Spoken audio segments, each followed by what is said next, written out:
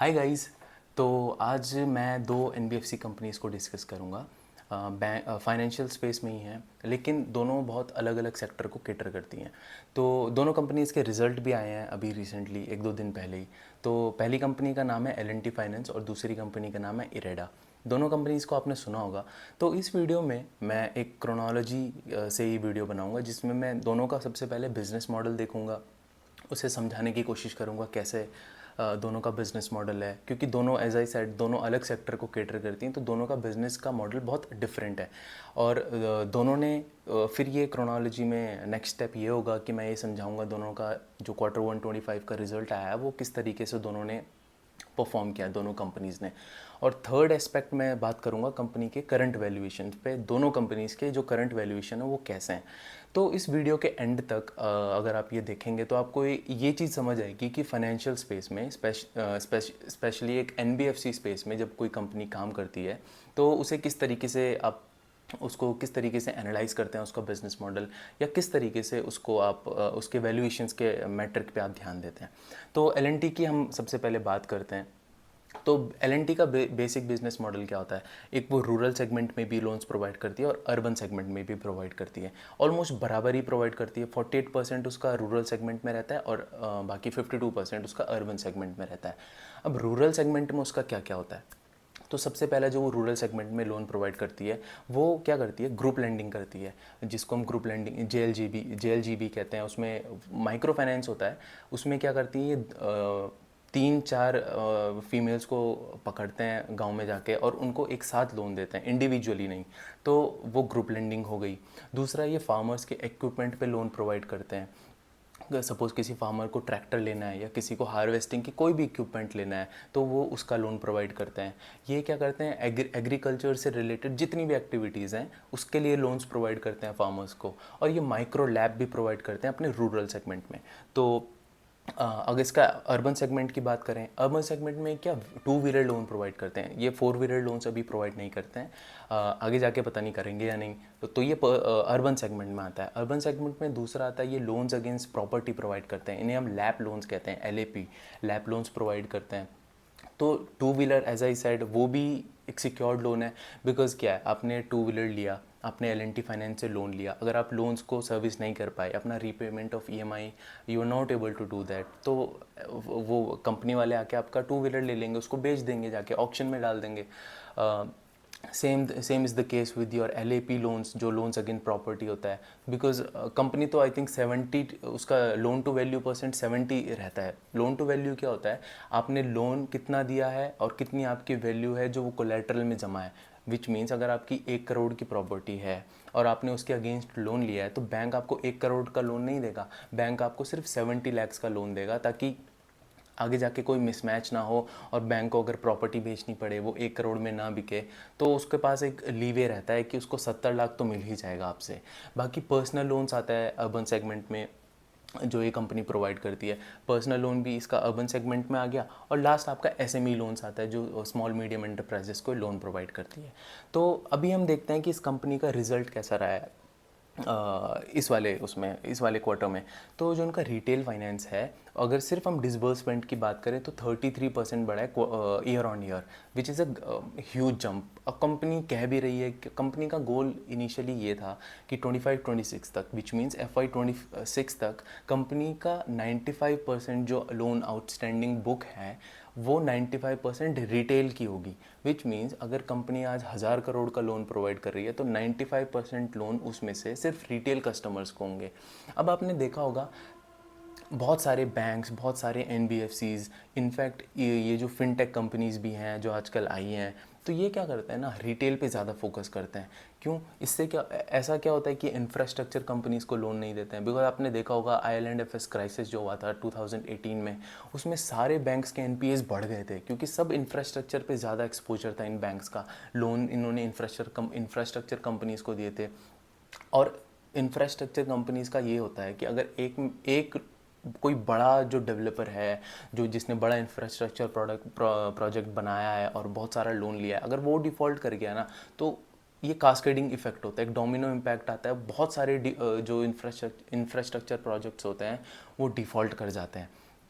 तो बैंक्स ने उसके बाद क्या कोशिश करी है कि रिटेल लोन्स प्रोवाइड किए। आप और मुझ जैसे लोगों को लोन्स ज़्यादा प्रोवाइड करते हैं, बिकॉज हम क्या करते हैं, हमने अगर लोन लिया है ना तो मोर और लेस हम कुछ ना कुछ करके वो लोन वापस कर ही देते हैं। चाहे हमने होम लोन लिया है, चाहे पर्सनल लोन लिया है, तो बैंक्स को कलेक्शन एफिशिएंसी भी बढ़ती है। ये सब चीज़ें समझाऊंगा, ये सारे पैरामीटर्स मैं आगे जाके समझाऊंगा।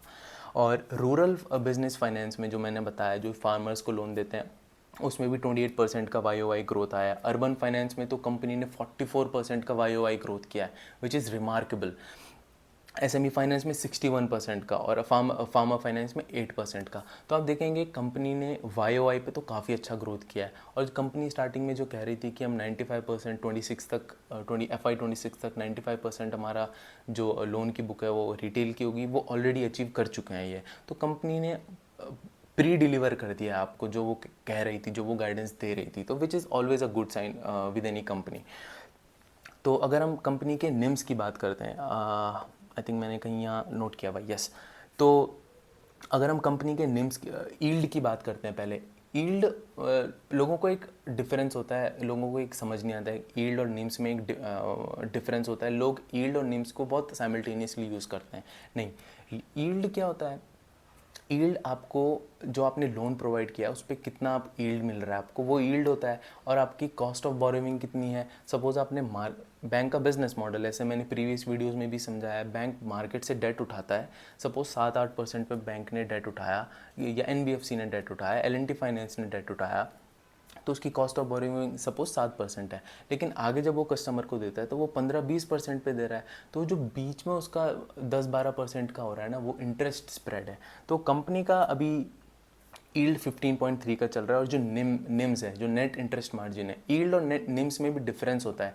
ईल्ड तो मैंने आपको बताया, योर जिससे आप जो आप लोन प्रोवाइड कर रहे हैं, जितने ईल्ड पे लोन प्रोवाइड कर रहे हैं वो आपका ईल्ड हो गया। और निम्स क्या होती हैं, जितना आपका इंटरेस्ट आपने इनकम जनरेट किया है अपने लोन्स से, उससे आप माइनस करते हैं जो आपने इंटरेस्ट एक्सपेंस किया है, जो आपने मार्केट से जो डेट उठाया था बैंक ने, उसको भी एक सर्विस करना होगा, उसके लिए भी पैसा जाएगा, उसके लिए भी कुछ एक्सपेंस होगा। तो interest income minus your interest expense divided by your assets, जो आपको इनकम जनरेट कर रहे हैं, इनकम जनरेटिंग एसेट्स, तो वो आपका निम्स होता है। तो बैंक इस क्वार्टर में भी जो इसका निम्स है वो 9.31 का है, which is fairly good.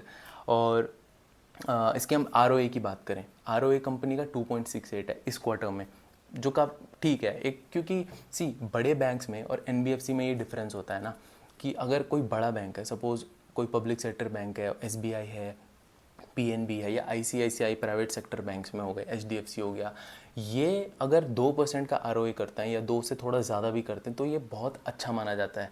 In which means company बहुत एफिशिएंटली अपने एसेट्स के ऊपर रिटर्न जनरेट करके दे रही है आपको। और NBFC के केस में क्या होता है ना, इनका एसेट बेस उतना हाई नहीं होता है। तो ROA मतलब बेसिकली होता क्या है, return divided by your assets.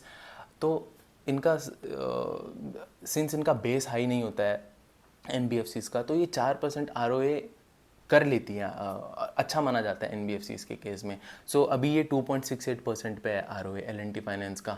तो there is a lot of scope, अभी ये 1.5-2% का ROA आगे जनरेट कर सकती है। और ये जिस हिसाब से ये कंपनी ग्रो कर रही है, कंपनी का पास्ट परफॉर्मेंस कैसा रहा है, तो मोर और लेस ऐसा लग रहा है कि आगे अगर सब चीज़ें ठीक रही, बैंक अपनी कलेक्शन एफिशिएंसी मेंटेन करता रहा, DPT बकेट्स मेंटेन करता रहा, तो और NPA में बहुत क्लोजली ट्रैक करता रहा, तो आगे जाके ROA कंपनी बढ़ा सकती है। बट आपको ये ट्रैक करना पड़ेगा इंडिविजुअली। ROE की अब हम बात करते हैं। ROE हमने देख लिया, बैंक्स में ना ROA बहुत इंपॉर्टेंट फिगर होता है, ROE से ज़्यादा इंपॉर्टेंट होता है, लेकिन ROE भी इंपॉर्टेंट है। एज आई सेड, ROA होता है आपका return divided by your total assets, ROE होता है आपका return divided by your equity, जो आपका खुद का पैसा है। तो इस L&T फाइनेंस का इस क्वार्टर में 11.6% समथिंग का ROE है, कम है लेकिन बढ़ा है, पिछले टाइम से बढ़ा है। कंपनी ग्रो कर रही है, अपने ROE को भी इम्प्रूव कर रही है कंपनी। तो बेसिकली क्या होता है ना, एक आपको एक इम्पॉर्टेंट फैक्ट बताता हूँ। जब आप किसी भी फाइनेंशियल स्पेस में कंपनी को एनालाइज करते हैं, तो अगर आपका सपोज आप एक बिजनेस, आप आपके पास 1,000 करोड़ रुपए पड़े हैं और आपके पास कोई भी बिजनेस मॉडल नहीं है, आप बिजनेस भी नहीं चलाते हैं, वो आपके पास पड़े हैं, तो आप ना उस 1,000 करोड़ रुपए पे 8 6% का 7-8% का रिटर्न ऐसे ही जनरेट कर लेंगे अगर आप गवर्नमेंट सिक्योरिटीज़ में पैसा डालें या किसी बैंक के टर्म डिपॉजिट में पैसा डालें। अभी तो डिपॉजिट क्रंच इतना ज़्यादा हो गया बैंक्स के पास कि वो आपको बहुत एडिशनल इंटरेस्ट प्रोवाइड कर रहे हैं ताकि आप उनके पास टर्म डिपॉजिट करो। डिमांड डिपॉजिट में इतना नहीं, लेकिन टर्म डिपॉजिट में आपको 7.5-8% तक कभी मिल जाएगा। तो विच मीन्स व्हाट, अगर आपके पास 1,000 करोड़ रुपए हैं तो आपको कोई बिजनेस मॉडल अगर आपके पास नहीं भी है तब भी आप 8% का रिटर्न जनरेट कर सकते हो। तो without having a business model अगर आपका ROE 8% का आ सकता है तो आप प्राइस टू बुक 1 पे ट्रेड करते हो, बिकॉज कोई आपको प्राइस टू बुक 2 नहीं देगा या 1.5 नहीं देगा अगर आपके पास बिजनेस मॉडल नहीं है। लेकिन अगर आपका ROE 8 से बढ़ के डबल हो गया, 16% का हो गया, 15% का हो गया, तो आप प्राइस टू बुक 2 पे ट्रेड कर सकते हो। कंपनी कोई भी आपके, मैं अगर आपकी कंपनी खरीदना चाहूँ तो मैं आप प्राइस टू बुक 1 पे नहीं खरीदूंगा, बिकॉज आप 8 की जगह 16 का, 15 का इस तरीके का ROE जनरेट कर रहे हो। तो ये कंपनी अगर अभी ROE जनरेट कर रही है 11% का, तो which means what, ideally this company should trade at a price to book of between 1 to 2, 1.5 के आसपास, इतना ही ट्रेड करना चाहिए, इससे ज़्यादा नहीं। लेकिन करंट अगर हम देखें तो प्राइस टू बुक ज़्यादा ट्रेड कर रही है कंपनी 1.9 पे। तो अगर वैल्यूएशन के हिसाब से बात करें तो थोड़ा सा ज़्यादा वैल्यूड है, लेकिन मैं ये नहीं कहूँगा ग्रॉसली ओवर वैल्यूड है, बिकॉज क्या है ना, बुल मार्केट चल रहा है।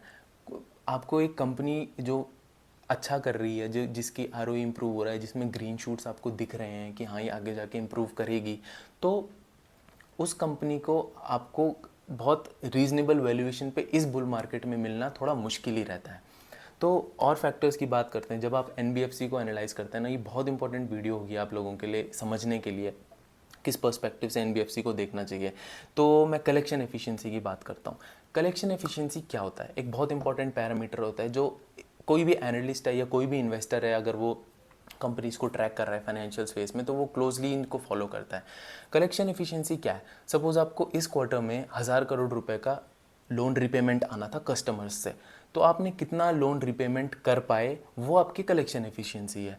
तो यूजुअली नॉर्मल टाइम्स में 99% कलेक्शन एफिशिएंसी देखी जाती है बैंक्स के ऊपर, और थोड़ा सा प्रॉब्लम है तो 95-94% का कलेक्शन एफिशिएंसी होती है। आपने देखा होगा ना, बैंक्स में एक सेपरेट डिपार्टमेंट होता है, किसी भी फाइनेंशियल स्पेस में जो कंपनी होती है उसका एक कलेक्शन का डिपार्टमेंट होता है। उससे सेल से मतलब नहीं है, उसे किसी चीज़ से मतलब नहीं है, उसको बस कलेक्ट करना है पैसा, लोन्स कलेक्ट करना है। तो वो कितने एफिशिएंटली कलेक्ट करती है, वो कलेक्शन एफिशिएंसी से के पैरामीटर से हम देख सकते हैं। और इसका हम रूरल बिजनेस की बात करें, रूरल बिजनेस फाइनेंस जो ये रूरल में जाके बिजनेस को फाइनेंस करती है, तो 99.6% का इसका कलेक्शन एफिशिएंसी है, विच इज़ फेयरली गुड। और अगर अर्बन फाइनेंस की बात करें तो 97.9% का इसके कलेक्शन एफिशिएंसी है, और पर्सनल लोन्स की बात करें तो 98.4% की एफिशिएंसी है। मैं ये नहीं कहूँगा कि बहुत ख़राब है, बट मैं ये भी नहीं कहूँगा बहुत ही प्रिस्टीन है, थोड़ा सा मेहनत करनी पड़ेगी। हाँ, लेकिन प्रॉब्लम कहाँ आ रही है कंपनी को, जो कंपनी के फार्मर्स को लोन प्रोवाइड करती है ना, फार्मर फाइनेंसिंग जो कंपनी करती है, किसी भी अलाइड एग्रीकल्चर एक्टिविटी में लोन प्रोवाइड करे, या फार्मर्स के ट्रैक्टर्स के लिए लोन प्रोवाइड करे, या कोई भी एग्रीकल्चर इक्विपमेंट के लिए लोन प्रोवाइड करे, वहाँ पे कलेक्शन एफिशिएंसी बैंक की 91.2% है। ये प्रॉब्लमेटिक है, बिकॉज होता क्या है, जहाँ पे आपकी कलेक्शन एफिशिएंसी ख़राब हुई, वहाँ पे आपके जो लोन्स होते हैं ना, वो DPT बकेट्स में जाने शुरू हो जाते हैं। अब DPT बकेट्स क्या होता है, ये एक और बहुत इंपॉर्टेंट टॉपिक है जब आप फाइनेंशियल स्पेस में किसी भी कंपनी को देखते हैं। DPT बकेट्स का फुल फॉर्म सबसे पहले देख लेते हैं, डेज पास्ट ड्यू। तो सपोज़ मुझे आज एक लोन की, मैं एक बैंक हूँ, मैंने कस्टमर को लोन दिया और आज की डेट में मुझे उसका लोन का एक EMI आनी थी। वो कस्टमर पिछले EMIs देता जा रहा है और आज उसकी एक EMI आनी थी, लेकिन क्या हुआ, उसकी आज EMI नहीं आई और नेक्स्ट 30 डेज तक भी उसकी EMI नहीं आई। तो वो जो लोन है, वो पर्टिकुलर लोन है, वो DPT बकेट में चला जाता है। 30 DPT बकेट इसे कहते हैं। 30 डेज तक अभी इसकी EMI नहीं आई है। फिर अगर उसकी 30 डेज से नेक्स्ट और 30 डेज तक नहीं आई, विच मीन्स आज से लेके 60 डेज तक उसकी EMI नहीं आई, तो वो 60 DPT बकेट्स में चला जाता है। और फिर 30 डेज और हम कर दें तो वो 90 DPT बकेट्स में चला जाता है। और 90 DPT बकेट्स के बाद वो अगर आगे जाता है, फिर उसकी EMI नहीं आती है, कलेक्शन टीम उससे कलेक्ट नहीं कर पाती है, तो जो आपका ये लोन है, वो लोन इज़ योर एसेट, तो वो NPA डिक्लेयर कर दिया जाता है। तो आपको देखना है कि कंपनी का ज़ीरो डीपीटी बकेट अगर बहुत स्ट्रांग है, बहुत ज़्यादा उसका जो लोन्स के जो उसके आउटस्टैंडिंग एसेट्स हैं, आउटस्टैंडिंग लोन्स हैं, वो अगर ज़ीरो डीपीटी बकेट में सबसे ज़्यादा हैं तो which is good. 30 DPT buckets में अगर थोड़ा ज़्यादा आ रहे हैं, 60 डीपीटी में ज़्यादा जा रहे हैं, 90 डीपीटी में अगर जितना जा रहे हैं, तो उतना आपका एनपीए का रिस्क बहुत ज़्यादा बढ़ जाता है। तो अगेन ये चीज़ें बहुत लिंक्ड हैं। कलेक्शन एफिशिएंसी आपकी ख़राब हुई तो आपके जो लोन्स हैं, एग्जिस्टिंग लोन्स हैं, वो डीपीटी बकेट्स में जाना शुरू हो जाते हैं। डीपीटी बकेट्स में जहाँ पे जाना शुरू हो जाते हैं, उसके बाद वो लोन्स एनपीए में चले जाते हैं। एनपीए में लोन्स चले गए तो बैंक को प्रोविज़न करना पड़ता है, और प्रोविज़न जब बैंक करता है ना, तो वो अपने जो प्रॉफिट में से है या अपने रिजर्व्स में से है, तो वो वहाँ से वो प्रोविजनिंग करता है, तो आपका डायरेक्ट एक इनकम स्टेटमेंट में एक्सपेंस आ जाता है। तो जितना प्रोविजनिंग बैंक को करनी पड़ती है उतना ख़राब होता है। अब क्या होता है, बैंक ज़रूरी नहीं है कि बैंक को, अगर आज बैंक को लग रहा है कि इस क्वार्टर में मेरे 100 करोड़ के लोन्स एनपीए होने वाले हैं और मुझे प्रोवाइड करना है इनके लिए, विच मीन्स प्रोविजनिंग करनी है इनके लिए, तो बैंक 50 करोड़ की अपने प्रॉफिट में से वो 50 करोड़ निकालेगा, वो प्रॉफिट में नहीं शो करेगा, वो प्रोविजन में शो करेगा। तो ये एक्सपेंस आ गया आपका। अगर वो प्रोविजनिंग में नहीं जाते तो आपका प्रॉफिट 50 करोड़ से बढ़ जाता, लेकिन वो जाने वाले हैं, बैंक को प्रोविजनिंग करनी पड़ेगी अकॉर्डिंग टू आरबीआई, तो वो 50 crore instead of going to the profit, it goes as an expense in the income statement. अब क्या होता है, सपोज़ आपका एनपीए जब डिक्लेयर होता है तो इट डजेंट मीन कि वो ख़राब ही हो गया। बहुत ज़्यादा प्रोबेबिलिटी होती है कि ख़राब होगा। सपोज़ आज बैंक ने 50 करोड़ का प्रोविजनिंग करी, लेकिन कल को जो एनपीए में डिक्लेयर हो चुका था जो एसेट, कल को कस्टमर अचानक उठ के आता है, बोलता है अरे सॉरी, मेरी इनकम की स्ट्रीम बंद हो गई थी, मैं कुछ टाइम बहुत प्रॉब्लम में था, लेकिन अब मेरी वापस जॉब लग गई है, या फिर कुछ भी हो गया है, अब मेरे पास पैसे आ गए हैं, ये लो मैंने वापस कर दिए। बहुत सारे कस्टमर्स थे होंगे ऐसे। सपोज़ कहीं पे साइक्लोन आया है तो कुछ टाइम के लिए वो एनपीएस में उनका लोन हो गया, क्योंकि वो साइक्लोन से ही पहले अपने घर को रीस्टैब्लिश करेंगे, बहुत लाइवलीहुड को रीस्टैब्लिश करेंगे instead of paying loans. Loan पे करना उनकी प्रायोरिटी नहीं होगी। लेकिन एक बार चीज़ें सही हो गई, 2-3 क्वार्टर के बाद वो कस्टमर बोलेगा ओके, ये लो मैंने लोन लिया था, ये मैंने सर्विस कर दिया, मेरे पे अब पैसे आ गए हैं।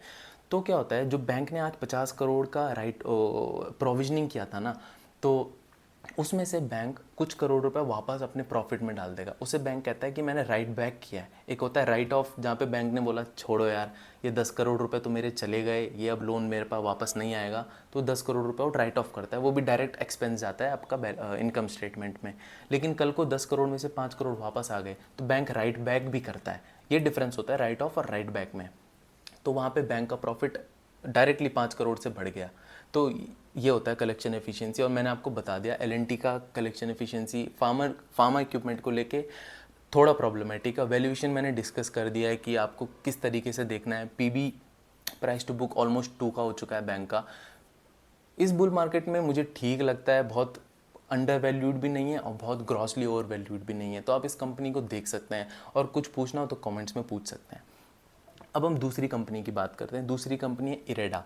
आपने बहुत नाम सुना होगा। एक तो बहुत 75% इसमें गवर्नमेंट का कंट्रीब्यूशन है, वो पीएसयू ही है, एक महारत्ना कंपनी है ये, और उसको महारत्ना का स्टेटस मिला है। कंपनी क्या करती है, इसका बिजनेस मॉडल क्या है। एलएनटी का जैसे मैंने बताया, अर्बन रूरल में ये इंडिविजुअल लोन प्रोवाइड करती है, या थोड़े बहुत ग्रुप लोन्स भी प्रोवाइड करती है, माइक्रो एसएमईज को प्रोवाइड करती है। इरेडा क्या करती है, जितने भी रीन्यूएबल एनर्जी के लोन्स होते हैं ना, जितने भी प्रोजेक्ट्स होते हैं, इंफ्रास्ट्रक्चर है ये रिटेलाइजेशन वाला प्ले नहीं है इस कंपनी में। जो एलएनटी फाइनेंस में था, ये इंफ्रास्ट्रक्चर के लोन्स प्रोवाइड करती है। इंफ्रास्ट्रक्चर के लोन्स क्या, सपोज़ किसी को सोलार का कोई सोलार एनर्जी से रिलेटेड कोई इंफ्रास्ट्रक्चर प्रोजेक्ट बनाना है किसी भी कंपनी को, तो ये लोन प्रोवाइड करेगी। किसी को विंड एनर्जी से रिलेटेड बनाना है, किसी को हाइड्रो पावर से रिलेटेड बनाना है, किसी को बायोगैस से रिलेटेड बनाना है, किसी को, आजकल कंपनीज़ क्या करती हैं, ईवी का बहुत चलता है, तो ईवी के चार्जिंग इंफ्रास्ट्रक्चर को क्रिएट करने के लिए बहुत पैसा लगता है, बहुत इंफ्रास्ट्रक्चर में पैसा जाता है, तो वो ये लोन प्रोवाइड करती है। तो जितने भी रिन्यूएबल एनर्जी रिलेटेड लोन्स होते हैं ना, तो ये लोन कंपनी प्रोवाइड करती है। अब इस कंपनी का रिजल्ट कैसा रहा है, कंपनी का रिजल्ट टॉप नॉच रहा है, बहुत अच्छा रिजल्ट रहा है। दोनों कंपनीज़ का रिजल्ट बहुत अच्छा रहा है, दोनों कंपनीज बहुत अच्छा कर रही हैं। इरेडा की अगर बात करें तो एक और चीज़ है, इसका जो रेटिंग है वो ट्रिपल ए स्टेबल रेटिंग है, विच इज़ वेरी गुड। और रेटिंग जब आपकी ज़्यादा होती है ना, तो आपकी कॉस्ट ऑफ बोरोविंग कम हो जाती है। ये सिंपल सा फैक्ट है, बिकॉज जो इन्वेस्टर आपके बॉन्ड्स खरीद रहा है, जो आपका डेट खरीद रहा है, जब आपने डेट इशू किया है, तो उसे भी पता है कि ये कंपनी की रेटिंग अच्छी है, विच मीन्स ये कंपनी के पास रिस्क नहीं है। मैं अगर इसमें पैसा इन्वेस्ट करूँगा तो इसका डेट लूँगा, डेट जो इसने इशू किया है वो डेट परचेज़ करता हूँ, तो ये कंपनी अपना डेट टाइम पे सर्विस करेगी। और ऊपर से 75% ये कंपनी गवर्नमेंट ओन्ड है, तो वहाँ से भी कॉन्फिडेंस आता है। तो इस कंपनी की जो बोरोविंग्स हैं, जो कॉस्ट ऑफ बोरोविंग्स हैं वो कम रहती हैं, इसीलिए कंपनी का बिजनेस मॉडल वैसे भी अच्छा है। तो एज आई साइड कहाँ कहाँ काम करती है वो तो मैंने आपको बता दिया है। अब इस कंपनी का हम देखते हैं कि रिजल्ट कैसा रहा है। तो वाई अगर हम कंपेयर करें तो रेवेन्यू कंपनी का 32% से ग्रो किया है और प्रॉफिट आफ्टर टैक्स कंपनी का 28% से ग्रो किया है। ऑल्दो कंपनी को दोनों में, L&T फाइनेंस में भी और इरेडा में भी, कंपनी को ऑपरेटिंग लेवरेज नहीं मिला है, क्योंकि उसका जो भी पैड ग्रो किया था, जो उसका पैड ग्रो किया था वो 28% से किया था या 29% से किया था। इसका भी पैड जो ग्रो किया है वो 28% से पैड ग्रो किया है। तो ऑपरेटिंग लेवरेज नहीं मिला है, लेकिन ग्रोथ रेट बहुत ज़्यादा है। अब एक NBFC कंपनी का क्या होता है, वो एक ऑब्वियसली एक फाइनेंशियल इंस्टीट्यूशन है, तो अगर वो लोन देना चाह रही है तो कोई मना नहीं करेगा लोन के लिए, तो उनको बेचने में कोई बहुत ज़्यादा दिक्कत नहीं होती। अगर इनको चाहें तो रेवेन्यू बढ़ा सकते हैं, तो इनको एसेट क्वालिटी का ध्यान रखना पड़ता है। अब 32 से कोई बहुत ज़्यादा, अगर 40% से कंपनी लगातार ग्रो कर रही है तो प्रॉब्लम में आ सकती है एक कंपनी, बिकॉज अगर 40% से आप लोन बांटोगे तो कहीं ना कहीं आपको उसमें से मेजॉरिटी, एक चांस, प्रोबेबिलिटी बढ़ जाता है कि NPAs आपके आ जाएं, आपकी एसेट क्वालिटी ख़राब हो जाए। तो 32% इज़ फेयरली गुड इनफ। ये एक एक सूटेबल बॉल पार्क में, कंफर्टेबल बॉल पार्क में, कम भी नहीं है ज़्यादा भी नहीं है, एक बहुत अट्रैक्टिव ग्रोथ रेट होता है एक NBFC के लिए 30% से ग्रो करना। दोनों ने किया है। अब हम इसकी एसेट क्वालिटी की बात करते हैं, इरेडा की। तो एसेट क्वालिटी की हम जब बात करते हैं तो हम लोन्स की क्वालिटी की बात करते हैं, बिकॉज बैंक्स के लिए एसेट उसके लोन्स ही हैं। Asset is anything that earns you money, तो बैंक्स लोन से ही पैसा कमाते हैं। तो ग्रॉस NPAs देखें तो इस बैंक के 2.19% है, और लास्ट ईयर आई थिंक 2.36% थे। तो ये एसेट क्वालिटी में भी बैंक का इंप्रूवमेंट आया है। और NPAs देखें तो बैंक के 0.95% है। नेट NPA अगर देखें, ग्रॉस में तो क्या होता है ना, ग्रॉस NPA और नेट NPA में ये डिफरेंस होता है, ग्रॉस NPAs में प्रोविजनिंग का भी इंक्लूडेड रहता है, तो इसीलिए ग्रॉस NPAs ज़्यादा होते हैं। नेट NPA अगर हम देखें तो 0.95% का है, which is very good for a company that is growing at a rate of 30%, और वो भी इंफ्रास्ट्रक्चर लेंडिंग प्रोवाइड कर रही है। तो बैंक की asset quality is top notch, बहुत अच्छी एसेट क्वालिटी है इस बैंक की, NBFC की। और ये सब ही है इस कंपनी के बारे में, ये सब है। लेकिन इसका जो इम्पोर्टेंट मेट्रिक मैं अगर आपको बताऊं, एक सेकेंड, हाँ, इसका इंटरेस्ट स्प्रेड कितना है, 2.23। Interest spread as I said is different from your NIMs. Interest spread क्या होता है, आपका yield minus your cost of borrowings. तो इस कंपनी का यील्ड है 10.01 और बोरोविंग्स है इसकी 7.78, तो आपका स्प्रेड आ जाएगा, माइनस करेंगे अगर दोनों को तो 2.23% का स्प्रेड है। बहुत ज़्यादा नहीं है, बट ये स्केल पे बहुत ज़्यादा काम करती है। तो उतने स्केल पे अगर आपको 2.23% का भी स्प्रेड मिल रहा है तो आपको प्रॉफिट जनरेट कर सकते हो, रेवेन्यू बहुत अच्छे से जनरेट कर सकते हो। निम्स इस कंपनी का देखें तो 3.29, as I have already told you पहले पार्ट में इस वीडियो के, निम्स क्या होता है, तो आप रिवाइंड करके देख सकते हैं अगर आपको अभी भी समझ नहीं आया। डेट टू इक्विटी इस कंपनी का 5.38 है। अब आप बोलेंगे डेट टू इक्विटी तो 5 टाइम्स हो गया है, तो बहुत ज़्यादा हो गया, और ये तो कोई ऐसे इंफ्रास्ट्रक्चर कंपनी भी नहीं है जिसमें केपेक्स करना पड़े। आपकी स्टील कंपनीज जो होती हैं, जो टेलीकॉम इंफ्रास्ट्रक्चर कंपनीज होती हैं, एयरटेल वगैरह, इनका तो बहुत ज़्यादा होता ही है डेट टू इक्विटी। लेकिन बैंक का तो बिज़नेस मॉडल ही यही है ना, बैंक तो डेट पे ही पैसा उठाता है और वही पैसा आगे लोन में प्रोवाइड करता है, तो डेट तो बैंक का ज़्यादा ही होता है इक्विटी से। तो 5 को बहुत ज़्यादा भी नहीं है, NBFC के लिए 5 एक रीजनेबल एवरेज होता ही होता है इतना, तो एक NBFC के पास अगर इतना लेवरेज नहीं है तो बैंक ग्रो भी कैसे, NBFC ग्रो भी कैसे करेगा आगे। तो डेट टू इक्विटी पे भी के पैरामीटर पे भी बैंक NBFC सही परफॉर्म कर रहा है।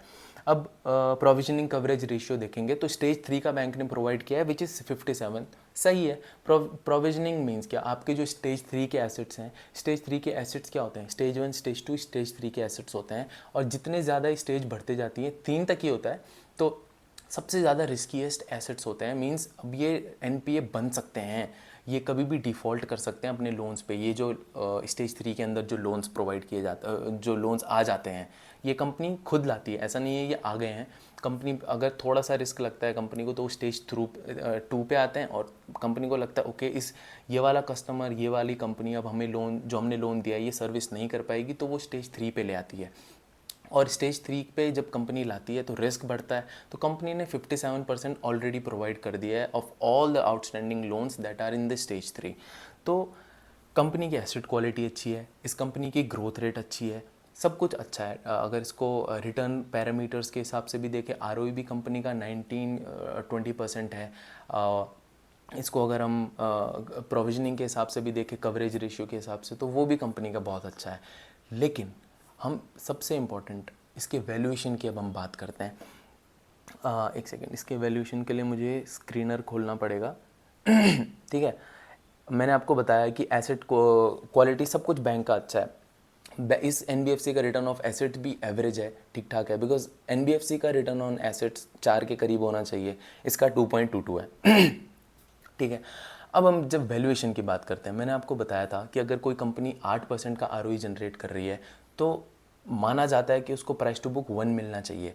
15 से 16% का आरओई जनरेट कर रही है तो उसको मोर और लेस 2 का प्राइस टू बुक मिलना चाहिए। और कंपनी की अगर एसेट क्वालिटी बहुत अच्छी है, गवर्नमेंट बैक्ड भी है, एनपीएस एसेट क्वालिटी बहुत एनपीएस बहुत कम है, और एक ऐसे सेक्टर में लोन प्रोवाइड कर रही हैं जहाँ बहुत सारी टेल विंड्स हैं, मींस आगे जाके तो यही चीज़ें होने वाली है ना, सोलार प्रोजेक्ट्स बैठने वाले हैं बहुत सारे, विंड एनर्जी के प्रोजेक्ट्स लगने वाले हैं, आपके चार्जिंग इंफ्रास्ट्रक्चर ईवी का आने वाला है, सोलार पैनल्स लगेंगे, हाइड्रो पावर के प्रोजेक्ट आएंगे, एथेनॉल के प्रोजेक्ट्स आएंगे। तो ये बहुत एक फ्लेवर में एक सेक्टर है, और बहुत टेल विंड्स हैं सेक्टर में। तो हम थोड़ा ज़्यादा पीई देते हैं, because PE is nothing but the collective intelligence and collective wisdom of ours. हमारे ही तो कलेक्टिव विजडम है ना वो पी, किस कंपनी को कितना पी देना है, उसके ग्रोथ रेट के हिसाब से, उसके मैनेजमेंट के हिसाब से, उसके सेक्टर के हिसाब से, वो हम लोग डिसाइड करते हैं, मार्केट कलेक्टिवली वो डिसाइड करता है। तो थोड़ा ज़्यादा पी मिल सकता है। अब इसका 18-19 का है, तो मेरे हिसाब से इसका अगर 4, 4.5, 5 का भी पी टू बी मिलता तो मैं ये कहता कि अभी इसका जो वैल्यूएशन है वो कंप्लीट हो चुका है। इसमें कोई अर्निंग्स का अब आगे जाके कितनी भी ये अर्निंग्स इंक्रीज़ कर ले, इसको पीई री रेटिंग, पीबी री रेटिंग नहीं होने वाला है। लेकिन इस कंपनी का प्राइस टू बुक 8.19 है, 8 टाइम्स पीई, 8 टाइम्स पीबी है इसका, विच मीन्स इसको 50-60% आरओई पे आगे जनरेट करना पड़ेगा। और करंटली कंपनी का आरओई है 17.3। This is unfathomable, absurd valuation पे कंपनी ट्रेड कर रही है। और इनफैक्ट अभी पिछले 2 दिन में 10% कंपनी गिर भी गई है। 297 का इसका शेयर प्राइस था जब इसका रिजल्ट आया था, और अभी शेयर प्राइस है 261 का। अभी 2 दिन पहले एक ब्रोकिंग हाउस है फिलिप कैपिटल, उसका भी रिपोर्ट आया था इस कंपनी को लेके, तो उनका भी यही कहना था कंपनी बहुत अच्छी है, कंपनी का ग्रोथ रेट बहुत अच्छा है, एकदम सेक्टर में प्रेजेंट है कंपनी जहाँ बहुत सारी टेलविंड्स हैं, ग्रोथ करने के लिए बहुत मेहनत करनी पड़ेगी नहीं कंपनी को, एसेट क्वालिटी सब कुछ किस कंपनी का टॉप नॉच है। लेकिन वैल्यूएशन एब्सर्ड है। 297 पे ट्रेड कर रही थी, फिलिप कैपिटल ने भी 50% टारगेट रिड्यूस किया है इसका, तो आप लगा लो 150 तक ये कंपनी अभी आने वाली है। मेरे हिसाब से अगर हम फंडामेंटल्स के हिसाब से देखें, ये गिरती रहेगी, पता नहीं किस मोमेंटम में, पता नहीं किस होश में, किस बेहोशी में कंपनी 300 तक ले गए हैं लोग। 8 टाइम्स प्राइस टू बुक कभी सुनने में नहीं आता है। मतलब एक इन्वेस्टर जो फंडामेंटल इन्वेस्टर है, जो फंडामेंटल्स को देख के इन्वेस्ट करता है, and I am one among them, तो मुझे तो ये बहुत अब्सर्ड लगता है, मैं टच भी नहीं कर सकता ऐसी कंपनीज़ को। तो इस हिसाब से आपको इसके वैल्यूएशन देखना है। ज़रूरी नहीं है कंपनी सब कुछ अच्छा कर रही है तो अच्छा इन्वेस्टमेंट, ज़रूरी है कि अच्छा इन्वेस्टमेंट वो हो भी। आप इसकी वैल्यूएशन देखेंगे तो डर जाएंगे अगर आपको फंडामेंटल समझ आता है। तो ये था दोनों कंपनीज़ के बारे में डिस्कशन। आपको कोई डाउट्स हो तो आप पूछ सकते हैं, and I will be very happy to help you guys. Thank you.